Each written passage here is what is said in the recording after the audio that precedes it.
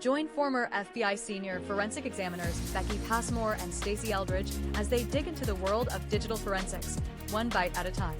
Now leading their own consulting firms and educating the next generation of cyber sleuths. These badass babes of digital forensics bring sharp insight, real-world case experience, and a dose of humor to the bits and bytes that build today's investigations. From deep dives into business email compromise and ransomware attacks, Becky's specialty, to cracking the complexities of iPhone forensics, Stacy's obsession. This podcast delivers insider knowledge for professionals, students, and true crime techies alike. If you've ever wondered what really happens when the digital trail is all that's left, tune in and start parsing the truth.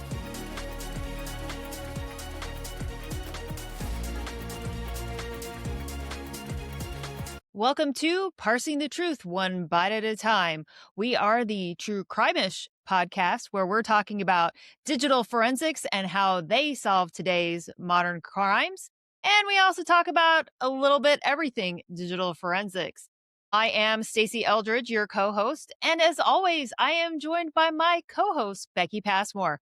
Becky, what are we going to talk about today? Today, we're going to talk about how tools don't solve cases, people do, which I know there's a lot of examiners out there that preach this all the time. Yep. We're going to say Briggs is probably that preacher of tools don't solve cases, people do. And it's pretty much because that digital forensic tool is just amplifiers of expertise, not substitutes for it. They're not trying. A tool only works as well as an examiner's understanding of data structures, the scope and the legal authority, the condition of the evidence. There's so many factors that can play into. And my favorite comment is, how much is this going to cost me?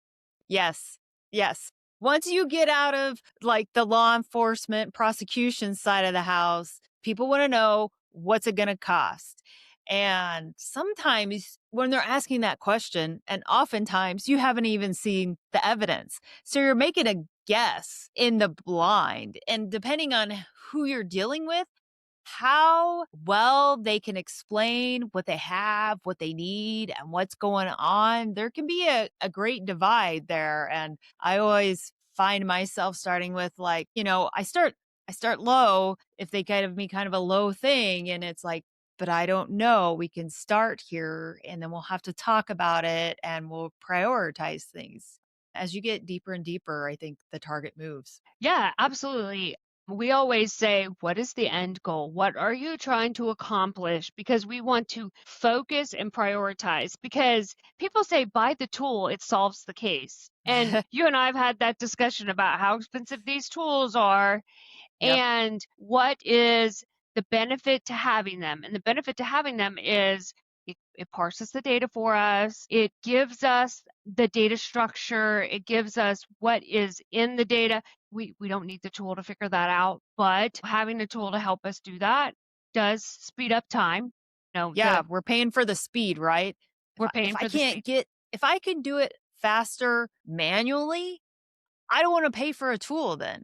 If I can open it up in SQLite Viewer, something for the database, if I can open it up in Excel, because even with the expensive tools, you're still working in Excel a lot to solve your cases. But yeah, they've got to give me value as I'm doing it so I can work it faster and better and more accurate so I can pass that value in terms of cost savings onto my client. That's correct. Right. Because the faster that tool processes the data, the scope may be very narrow, and that tool can produce those results pretty quickly. And then you've covered Not that that we get a charge for when the tool is running. Oh, no. We don't get a charge. Just to be clear for everybody, we're not charging when the tool is sitting there running and we're not sitting there. We charge for when we're working, looking, thinking, when we're doing writing. The analysis of it, right?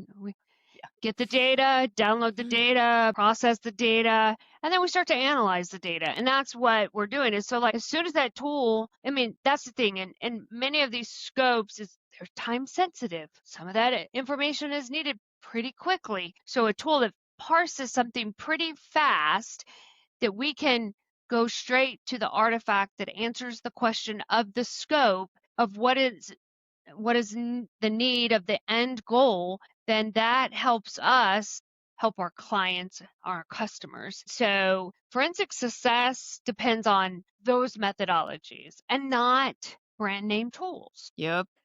So why forensics tools work when they work? Why don't you talk about that, Stacy? Why do forensic tools work when they work? The better question is, why don't they work when they don't work, right? It's two sides of the same coin. That's But the exactly biggest right. thing has to come down to the programming of the tool. There are people employed by the program, whatever program you're using, that are developing the things that are working in the background and digging through the tool or through the data. And then they also have to make the decision of how will that information be presented in the tool? What will it be categorized as? What will it look like? What are the different interactions? And then how can they make it work with their existing structure? Because, new technology comes along all the time. So how can they make this new widget fit into their software program? And so when we say the tool isn't working, we're saying we're not seeing some data in the tool presented to us either as we expect to see it, or maybe we're not seeing it at all, or maybe the way it's presented is confusing, convoluted, takes a lot of clicks to get there, that sort of stuff. So that's kind of, how we get to the tools working versus not working. If something's been around for a long time, we expect it to be clearly presented, easily to figure out. Great example is Word documents That's right. of things that consistently work. Emails, which I'll talk about more later. As long as these email has been around, it's a moving target because new software comes out, and email is always kind of a problem to a certain Yeah. extent. Yeah. And tools are highly effective when file systems such as your NTFS, your FAT, your APF, all of those are well documented, right? Yep. And because, like what you were saying, you have these developers in the background, as long as the artifacts are living in the same spots all the time, every time a Yep. new update comes out, not a whole lot there to change. I'm sure a software developer would say, no, there's probably a lot more to change. And I would agree, they are an expert in their field. But what we're talking about is that if your same general artifacts that you are studying and analyzing for a specific case aren't being populated in different areas of the evidence, then why change the product? Why move it into a different bucket? Why put it into a different parsing tab on the dashboard? And so as long as file systems are well documented and stay the same, those tools are going to be highly effective. Even your open source tools. That's why there are so many open source community tools that are well tested and used, and actually more feedback given on those tools in the community. And it helps when those artifacts are stable and predictable within that standardized data structure where tools are highly effective. And that goes into MFT parsing, those browser SQLite databases, or your favorite, the iOS Knowledge C databases. Yep. So when the data behaves, the tool shines. Yep. But it's I would agree with that. when that data is manipulated Right. by the user, by the system, by configurations, by a program, by an application, that's where it becomes unpredictable. And, when you're getting those unpredictable results in the tool, whether it looks wonky or you can't find it parsed out, then you go to some other method to figure it out. Like if it's in a database, can you open it up externally in a database viewer and look at it that way? Or do you switch to another forensic, what it does when it parses it, and what does it look like? And then some other tools, when you are manually trying to search for something, say it didn't parse out, you've been told it exists, but it didn't parse out. So now you're trying to look for it and you're doing some searching your, keyword searching, but now you need to search against, the index of the case, or maybe you need to do what's referred to as a live search and different things. And you've got to know your tool for what terminology they use and how it will actually search for you too. But if you need to do that search where you're literally looking over every bit of the drive, are you looking for a hex pattern or what are you looking for? Some tools do that sort of manual hex searching better than other tools. And sometimes it's maybe the examiner knows this one tool better for doing this type of work versus this other tool for this other type of work. And that's fine too, because everybody has their strengths of, what they're great at examining and what tools they use. And naturally, the tools you use most often should become the tools that you become stronger in. But sometimes something doesn't work. So you've got to be able to flex and try to use a new tool. So you've got to be able to be a little bit well-rounded and have, some backups in your toolbox. Mm. And it's also important to phone a friend and be like, hey, have you seen this? I'm trying to do this. It didn't work in this tool, but now I'm trying to do it in this tool. I'm running into a roadblock. Can you walk me through how to do this one thing in this other tool that I don't use a whole lot? I always say Mark Johnson is my hero in that one case where I knew nothing about NCASE, and he was the one that opened my eyes to, a different level of understanding of a tool by helping me navigate that case. And you're absolutely right. Phoning a friend, some people are very reserved about calling someone else up to ask them a question because they think that it might make them look like they don't know what they're doing. It might cause them to have some type of imposter syndrome, right?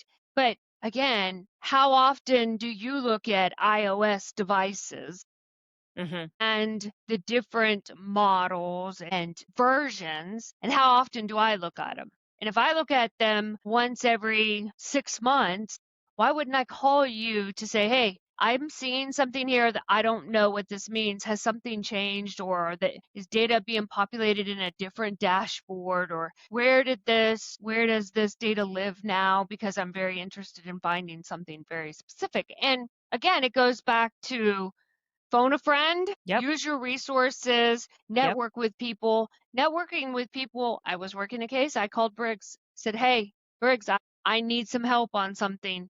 And he answered the call and we had a great discussion and he sent me off in the right direction and I was right. Yeah.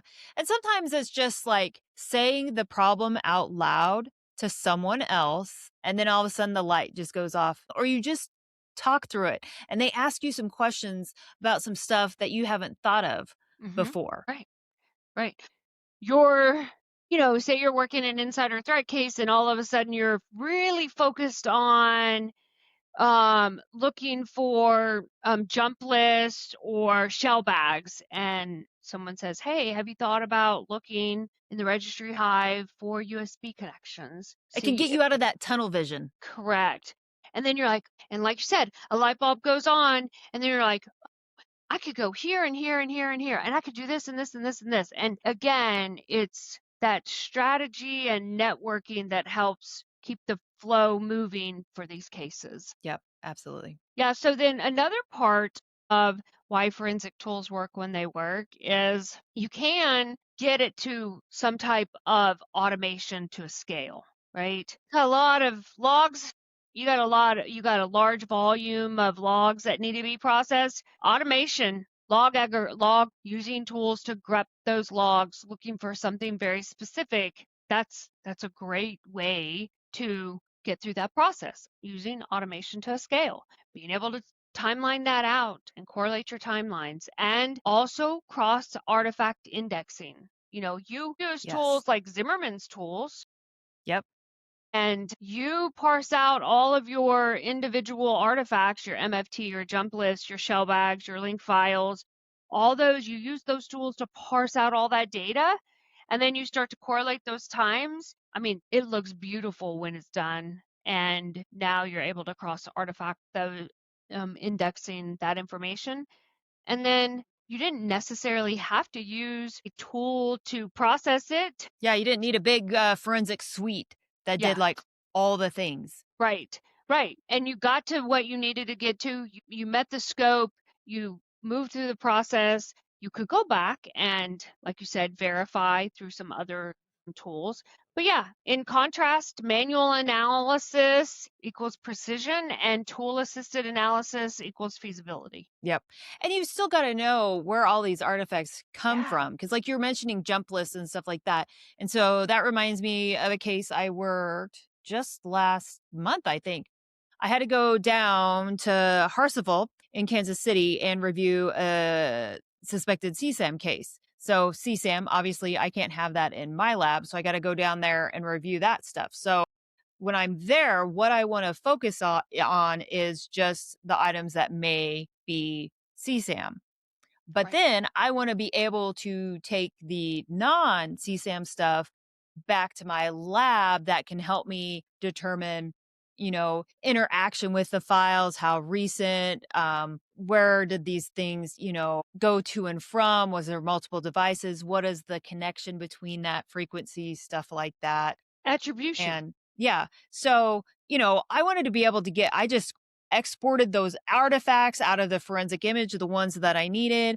And then I put it in a folder on the Harseville system. And then when I was ready to go, they, checked it to make sure that I wasn't taking anything that I wasn't supposed to be taking. And then I took that stuff back to my lab and just processed those individual artifacts through a tool rather than sitting there and doing it for days and days. I mean, Right. everybody's super nice to work with when you go Oh, there yeah. and do that in that situation, but you're not in your lab and you've got to get all your tools loaded onto their stuff. And so, my philosophy is get in, get done what you have to get done there, and then go back home and finish it there. Focus of within your tool, your lab, your structure. The good thing about tools when they work is they help us to known artifacts, known outputs, right? We know what those artifacts are, where they're going to live, what they're expected to look like, and at the same sense, what that known output is going to look like. Whenever I'm teaching my students, I say, we're going to use a couple of tools, and you'll see all these buckets on the side, whether we're using Celebrite UFED reader or we're using Autopsy or we're using Axiom. Those buckets are where that data lives, but that data is parsed by this tool. So we have to understand artifacts, outputs. Also, I would say the most compelling statement for tools when they work is if they're tested, they're validated, they're recognized in the community as a good resource for identifying artifacts and information, that its repeatability matters for court defensibility. Yes, repeatability, super important. But speaking of court, what I've heard a lot, well, not a lot, I've just heard it. And, we've been reviewing trials, learning from them and getting ready to do podcasts on them. And one thing I've heard in some testimony that I've been listening to is the tool said this, the tool said that, the tool also said this other thing. And then there's been some discussion about that on LinkedIn. That's mostly where I hang out, and they're saying like, well, they said the tool said this. And I was like, I didn't know that tool knew how to talk. That's amazing. But we've got to be careful because you're pinning it all on the tool. So we've got to be careful when we're testifying on how we're explaining things. That's right. Because I think there were then some questions later on, probably on the cross. They're like, what do you mean that the tool said, so be prepared to explain it without saying the tool told me this. The tool said this. You've got to explain it as you were discovering and examining and reviewing that information because you are the tool, as Briggs says. Right. You are the tool. And this is what I tell my students. When you are communicating and articulating your findings, I don't care what that tool said. I care what you say. Like, you're not allowed to write in your report what the tool said because you are telling me what you identified. You're putting the case together. based on the scenario, the investigation, what you've been asked to produce. And so the tool findings help you get to that answer. Yep. And you just got to explain it all out in your report and then explain it all when you're in the hot seat in the courtroom. That's exactly right. That's exactly. And then there's forensic tools fail and sometimes Yes. mislead. Yes. Yes. That's where I've been living this week. Let's talk about that. Okay. Yeah. So let's talk about when they fail and when they mislead. So the first thing that I want to talk about is email, as I mentioned earlier. And I'm going to go down the path of let's talk about some things specific about email attachments and the way I was seeing them in Axiom. So, if you're not familiar with Axiom, it has some different buckets, but you're mainly working in, well, at least I am, especially when you're starting the case, you're working in the Artifacts Explorer. And as it indicates, it has all of the different things that it's parsed out, divided out into different artifact categories. And then you can go through the navigation pane on the left. So it's quite easy to understand, like, emails would be in the email container in the navigation pane. Documents like text and Word documents would be in the documents container. So email has its own container, and then it has sub things underneath there for the different types of emails like inbox and email X and just all the different Right. types. Yep. They also Yep. yep. And they also have artifact category of email attachments. So if it's an email attachment, it only lives in the email attachment artifact category. That's right. It does not live anywhere else, even if it is a picture, even if it is a Word document. So if you were looking for a document and it came in as an attachment and you didn't know it came in as an attachment, you're not going to see it in documents. You're only going to see it as email attachments attachment. Right. when you go there and look. Right. And if they didn't create it on the computer, it got sent to them. Yeah. Now, you can do a little bit better when it comes to pictures that are received and sent via email as attachments, because then you can switch to the Media Explorer to find the pictures. And it doesn't matter if they came in as an email attachment or they were stored on the computer hard drive or the device that you're examining. And it's not limited to just that email or just the hard drive. It will, whatever artifacts and images and extractions, whatever you have, anything that is a image, a picture will show up in the Media Explorer. So even if you had like a Google Takeout, all of that stuff, it will show up there in addition to the email attachments.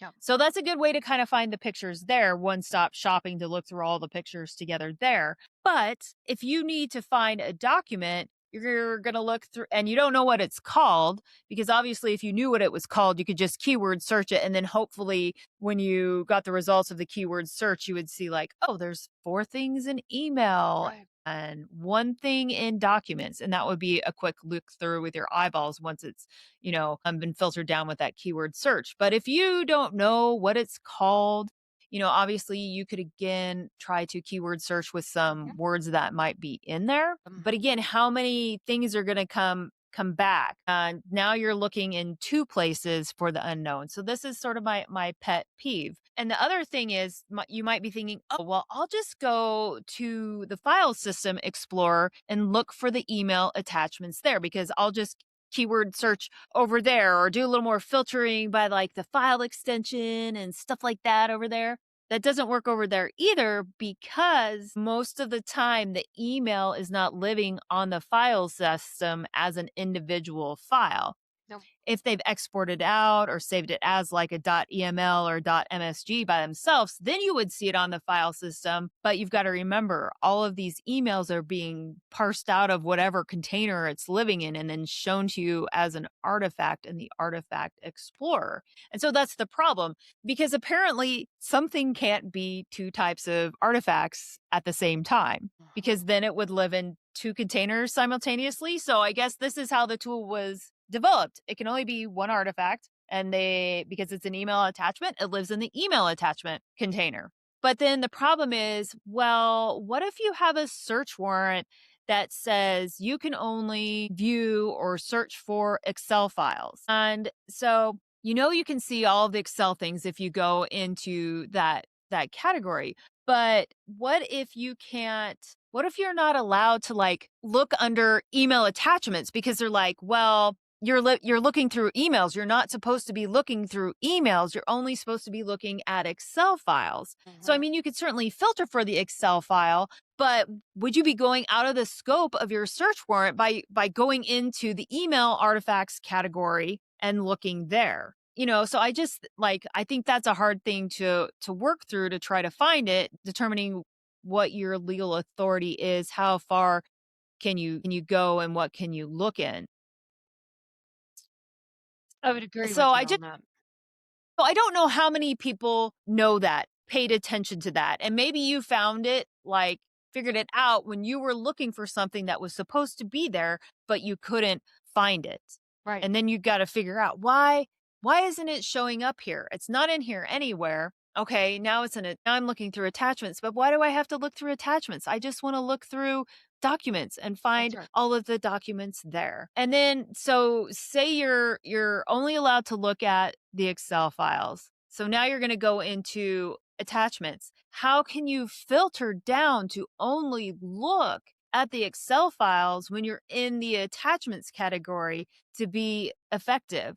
So you could certainly filter by extension. That would be an option. Sure. But it's not 100%, right? Because it could have the wrong extension, no extension. That's right. Again, you could try to keyword search and use like Excel, because the metadata tag of Microsoft Excel should be present. Yep. But again, it's just one of those weird things. You got to think differently about, how am I going to find this stuff? And it's harder to find stuff when you don't know exactly what it is. And it's even harder to find it if it's not there, because it's not there. And so you can't find it. But we've gone down this path a million times. Somebody swears it's there. Yes. It's on the drive. Yes. And so you start going through the problem. Yeah. Is it me? Right. Is it the tool? What is the problem here? Right. Yeah.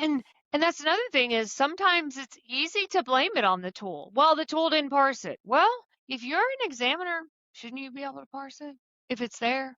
Like, I know it's not always easy, because as we know, data is messy. It's not always clean. And going back to intact metadata. Is the metadata intact, and is it parsing it out properly? These tools assume that your metadata is intact, right? But the tools also assume every computer is clean when it shuts down. Like, it shuts down in a clean environment all the time. We know that doesn't happen. We also know that tools assume that there's non-corrupted structures. And we also know that's not the case either, right? People that are trying to hide their tracks, they are manipulating the data, whether that's the file system, the formatting, the data structure, whatever the case may be. We also think about real world evidence being power loss, partial overwrites, malware tampering, time stomping, right? All of these different things. Those could resolve within the data, which means that it's messy, it's not clean. And then in the results, we get those false negatives that we're like, it should be here, and this is where it should be, and why is it not here? We get the false negatives, we get the incomplete timelines, and we get misleading confidence. It breaks down our confidence. And, when you spend hours and hours and hours looking at the data and thinking that it's exactly supposed to be in this area, why am I not finding it? It breaks us down and puts us through that imposter syndrome. Yeah, and part of it comes from things are just not clearly articulated to us to give us enough technical information about what it is, where it is. And then so we've got to make some assumptions that we operate under as well. And I think my assumption always is if I'm not finding it, the problem is me. Right. I'm the problem. What am I doing wrong? What am I Right. not finding? And so I will go through like 3 different tools trying to parse something. And, when that doesn't work, now I'm looking at stuff manually. Yeah. And so this leads me into another thing about the wonders that is email.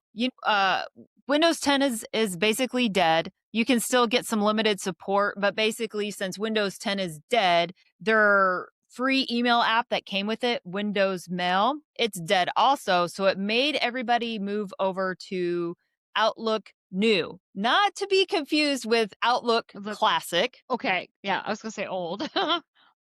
No, it's classic like us, Becky. We're classics. We're That's not right. old. That's right. But basically, Outlook New is like some half-baked version of Outlook Classic, because Outlook Classic is what you get when you use Microsoft 365 and you have a subscription for that. So the pain of Outlook New is that its default storage time for offline emails is 30 days. The max number of days you can get is 180 days. Now, the funny thing is, like when you're online in the Outlook New app, you can basically like see them all and search because it's querying your online storage for the stuff that you're searching for. Okay. But then after you're disconnected, when you're offline, there's only 180 days worth of stuff stored in there. And it's not stored in like an OST or a PST or anything like that. This stuff is all stored in Outlook New in the level DBs. The other thing that comes with that choice of like if you switched it up to 180 days, you can also choose whether or not to include the attachments in your offline storage. Luckily, attachments are on by default from what I've seen. But the other thing that's problematic with this is this setting about, is it 30 days or 180 days? And what about the attachments is it does not live in the registry. It's stored in the cloud. Oh. So you can't just go into the registry and be like, oh, what do they have it set for? Right. So you could try to do some deductive reasoning, right? Like, when was this imaged? Oh, I'm only seeing emails going back 30 days. I suspect they have the default setting of 30 days. Or if it's going back 180 days-ish, you'd be like, I suspect it's at 180 days. Mhm. And then, so your default assumption is, if they have an email app on their computer, they've got everything downloaded and everything is there, but that's not the case. So, what can you do when you're in this situation if you have to produce something? And this could work whether, you're in a civil case or you're law enforcement trying to prosecute somebody. You're going to have to think about what to do to work through this to get these emails that you need. The other thing with Outlook New is you can't even open it without an internet connection. So, as a forensic examiner, sometimes we do, we make a copy of the image, we make a live boot and boot into the VM to look around. Well, that's not going to work because Outlook New won't open without the internet connection, which really irritates me to no end because some of us still live in the boonies and we don't always have internet. And then what if you're traveling? You should be able, in my opinion, to open your email and see what's in there. I don't think you should have to have an internet connection to just look at your emails. But again, so much of this stuff is in the cloud and it's really not like an app anymore, like the traditional app that we're used to.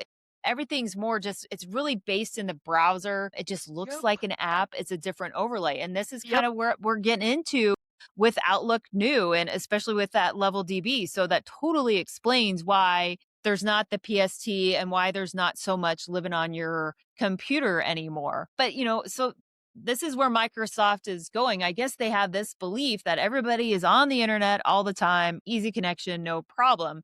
But I also had a case probably 3 months ago where I couldn't log into the laptop of my client unless it was connected to the internet. How stupid is that? You can't even log on. Again, what if you're in the boonies and you don't have an internet connection? Now, this was the fault of Windows Welcome and that nonsense. But the funny thing was, you could connect and change the Wi-Fi without being logged on. That's no problem. But that's just stupid on Microsoft's part. Yeah. In my opinion. And it goes back to version drift and update risk, right? OS updates change artifacts constantly, right? Yep. Tools lag behind. Always. So now I promise you those tool vendors are doing some magic changes and trying to figure out the best way to populate and parse what you're referring to, right? Yep. Because they lag behind. There's new schemas that come out. There's new app behaviors like you were talking about. And then on top of that, there's new encryption methods. Yep.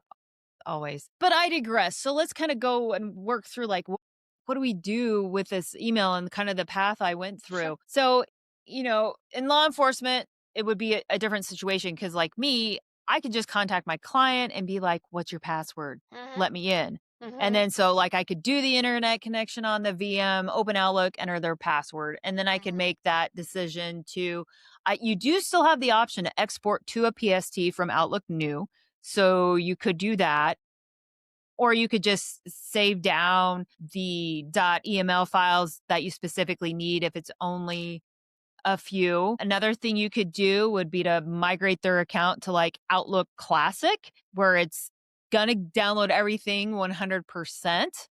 Another option is you could use a cloud collection tool, for instance, where you could get all of their emails down from that cloud account. But again, you need the password and you'd probably have to work around getting in with the MFA. And so you'd have to work with a client. So that sort of stuff that I'm talking about, great for me working with clients either in defense or more of the civil lawsuits. But law enforcement, probably not going to have the legal authority to be logging in live to people's accounts and pulling down stuff. And they certainly can't compel or force someone to provide their password. So the alternative for the law enforcement is to go out and get a search warrant. And they could serve that search warrant to whatever the email provider is to get everything back. So then you're going to have to wait for that return as well. But so then the other problem is with Outlook New, some tools couldn't process it. And this was the other part of am I crazy? Is it me or is it the tool? Is it a combination of both things happening simultaneously? Because both things can be true at the same time, right? Right. So, and the reason I didn't think Axiom was working at all with Outlook New is I saw some emails and they look like what is a very technical term. It is called gobbledygook. They looked like gobbledygook. And I thought, my favorite term. Yes. I thought it's not parsing it out right. It's kind of here, but it's all smashed together and it's just not right. And so I'm like, okay, I'll throw in another tool. I've been having really great luck with Fex Forensic Explorer lately. Yeah. So I threw those emails in there and is this the one that ran? It ran for 3 days on the email. That was 53 million emails. And I'm like, I don't. Yeah, because there was this ticker going through and it looked like it was going through 53 million emails. And I'm like, well, no wonder it's taking so long. That's right. And at the end of the day, all I got from Fex was a 300 gig log file with all the timestamps of when it was doing stuff. That's all that was in there and no emails. Yeah. So next I threw it into Autopsy. I just did the default install. So I don't know if there's another email module, but that default install didn't get it either. Also went to OS Forensics, didn't get it either.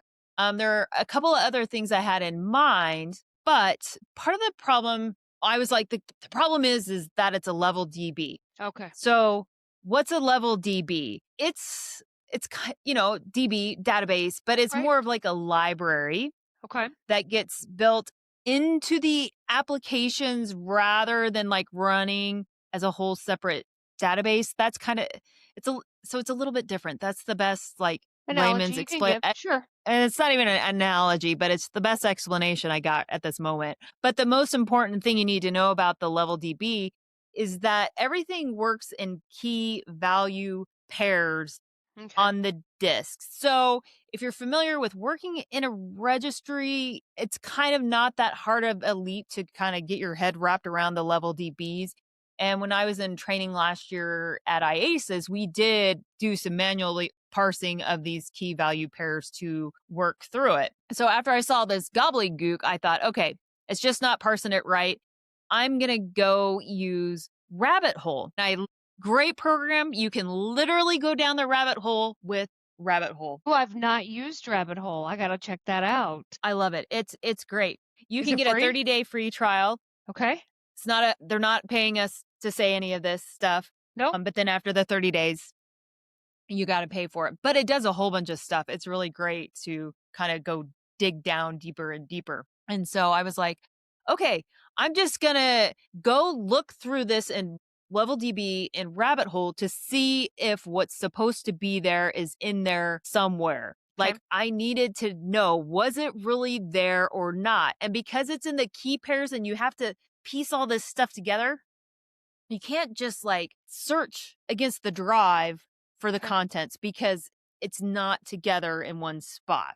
And so I was searching through Rabbit Hole, and of course I've still got to put stuff together, but I could at least see a chunk of data at a time, like, from subject header stuff to give me enough insight to lead me to believe that no, in fact, this email is not existing on here at all.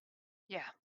So I was like, okay, I've done all the things. It's not me. It's not the tool. It's just not there. Right. So Rabbit Hole was kind of my more manual work. And the last thing I did to be like, it's just not there. The other thing about Rabbit Hole is they have a great blog post of kind of how to work through getting out some of these emails manually. I didn't have to go that far, but they have like how you could rebuild it. So if you needed to understand how it worked at a deep level, you could go out there and get it.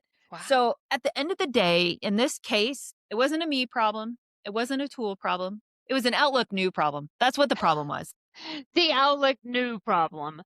I like it. Again, going back to the tools lag behind the new schemas and how data is parsed and populated into these buckets and dashboards and findings, right? But the tools help us to validate and verify information for real courtroom reality, right? And going back to what you were saying is like you've used multiple tools to try and understand how the data structure is designed so that you could go down that rabbit hole, so that you could go find that information. Because in the end, we have to remember the tools are not self-authenticating. The courts care about methodology, validation, examiner competence. Yep. And that's what we have to. So when the tool said so, that's not testimony. Going back to what you said earlier, right? Right. And that is, going to get challenged in court. The reproducibility is the gold standard. Can I take what you did and repeat what you did and get the same result? Can I explain the artifact with screenshots? This is that gold standard they're looking for. The defense will attack the tool first. They'll attack you personally first, probably, don't you think? Right. And then the tool. Absolutely. So if the tool said, they're going to attack the tool, and then they're going to attack you as to why you're talking about the tool saying it did it. So the right way to think about tools is they are necessary. They're feasible. They're fallible. They're powerful when they're understood. Yep. Expertise lives between hex, metadata, and context. And it's I was going to say expertise lives in the chair, Becky. It lives in the chair. And it is not what the tool said. It's what the interpreter interprets, which is you and me and every other examiner out there. So I was going to say the other thing, maybe some people already knew all this stuff. They do a ton of email cases and they've seen it evolved. I don't do a lot of Windows email cases. but I went down the steps to figure out, why am I not seeing what I'm seeing? I knew what I was looking for. I knew where it should be, checked all the places, tried all the tools, manually looked, and then eventually determined it wasn't there, and then went it around about another way to get that email, because it did exist. It was just somewhere else. It was in the And it cloud. matters. It was in the cloud, and you don't always have access to the cloud. And it Yep. matters when you are trying to parse the truth. That's why Yep. we are parsing the truth one byte at a time, because when you are trying to parse out the truth, you have to understand. And so you had to go around and figure out what you were seeing and what was being displayed and how it was being read by the tool and through your knowledge. So absolutely, 100%. One skill, what is one skill every examiner should learn outside of tools? Outside of, I don't know. What's your answer? Do you have a plan one? How to communicate, right? Yeah. Like they should learn How to how to communicate. You being able to explain to our listeners about how you went about understanding what Windows Mail was and how you went about to go and figure out where the data lived, how the data was designed, what the data structure was, and now you've explained it to them. Someone out there has probably worked a case very similar and they don't know the answer to this, but you have provided some steps now that will lead them down the road to go, oh, let me go check that out and see if I can figure it out. So, I And would there's say probably communicate. somebody else out there that said, I knew this days after Outlook New came out. Sure. But lucky for them, you know. And It's some all people probably about don't even what know you work. that. Some people probably don't even know that Outlook New is out there. Yeah. It just depends You what you know. work. Yeah. And you don't Sure. know until you get it. That's the luck of the draw. So I guess, I think communication is a great skill. I think like being able to look at some of this stuff in like hex and being able to do some of that manual decoding and parsing and being able to trace down through things, so is going to help you troubleshoot. Oh yeah. I I don't think think that's that's like there's not like a class you can go to and get that skill. You've just got to build it up over time, and you build it from doing a bunch of different things. So like learning the basics of FAT and NTFS and how all that stuff works together, and what stuff looks like in hex, because eventually you'll be able to start to see patterns. sure. You might not know what this pattern means, but you're going to see it and you're going to be like, that's a pattern. So Yep. there's something about this pattern that's special. It's not getting parsed out. Maybe it's a new pattern. Let's dig into this and look at it. Yeah. Again, that's why IASIS BCFE course is instrumental to those people to understand how to read the hex, how to read the data structure, how to read the file systems, how to read the MFT, how to carve it out manually, and Yeah. then have an understanding, oh, this is how the tool does it. This is what the tool is parsing when it pulls it out of that location and puts it in to the dashboard and makes it pretty to read. Yep. Yeah. 100%. Well, great. Well, as always, stay safe, stay sharp, and keep parsing the truth one byte at a time. If you enjoyed this episode, make sure to follow us to get notified the next time a new episode drops. If you can do more, head on over to parsingthetruth.com and donate by clicking on the donate button. Parsing the Truth is a nonprofit organization, and we are raising money to send a new digital forensic examiner to IASIS training next year in Orlando. Thanks.